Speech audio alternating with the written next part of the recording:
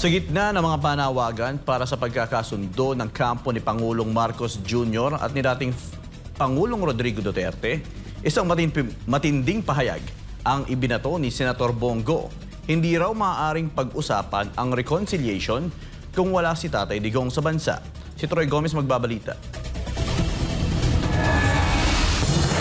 Matapos bumisita sa mga biktima ng sunog sa Tondo, Maynila noong Mayo 21, muling iginiit ni Senador Bongo na dapat ipakita ng administrasyon ang sinseridad sa sinasabing pagkakasundo ni Marcos Jr. At ang unang hakbang anya dito, ang pagpapauwi kay dating Pangulong Rodrigo Duterte sa Pilipinas. Importante rito yung sinseridad po ng bawat isa. Kung gusto niyo po ng reconciliation, pabalikin niyo muna si Tatay Digong. Siya naman po ang dapat kausapin.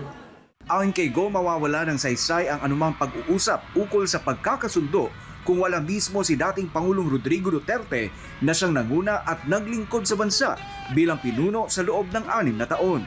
Kung kaya niyo pong ipadala sa loob ng 14 na oras si Tatay Digong, alam kong kaya niyo rin pong ipabalik dito sa lalong mabilis na panahon.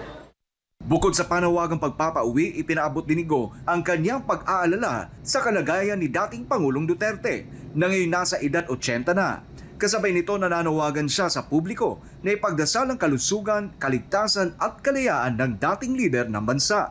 Ginawa niya po ang lahat ng sakripisyo, ngunit pinadala po siya dun sa Hague. Kaya po patuloy po akong nananawagan, nakikiusap, at ipagdasal po natin ang kanyang kalusugan, ang kanyang kaligtasan ni Tatay Digong at ang kanyang kalayaan.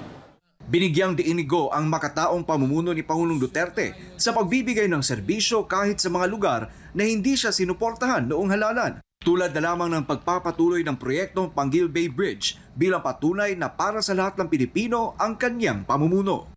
Siya po yung nagserbisyo sa ating mga kababayan.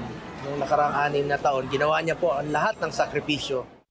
Para sa Diyos at sa Pilipinas kumahal, Troy Gomez nag-uulat, SMNI News.